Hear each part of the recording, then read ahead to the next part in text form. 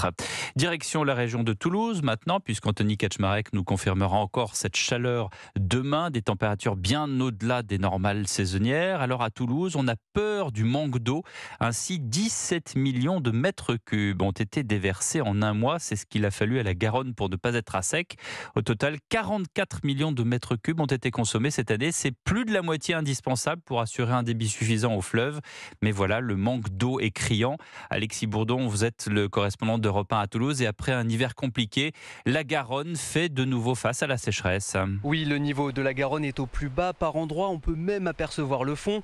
Un phénomène qui peut s'expliquer par des chaleurs étouffantes avec un thermomètre qui dépasse les 30 degrés ce week-end. Un événement inhabituel pour les Toulousains à cette période de l'année. Ce professeur à l'université s'étonne de voir le fleuve dans cet état. C'est assez rare, hein. Globalement, pour un mois de septembre, à partir de début septembre, il commence à pleuvoir un petit peu, même si on a des belles journées, hein, évidemment. On rentre vraiment dans un état de la Garonne qui est plutôt ce qu'on a l'habitude de voir en été. Même constat pour Juliette qui vit dans la Ville Rose depuis 2 ans. Le niveau de la Garonne préoccupe la jeune femme. C'est un petit peu inquiétant. Maintenant, inquiétant à quel point, je ne sais pas quel est l'impact qu'il y aura réellement sur la ville de Toulouse.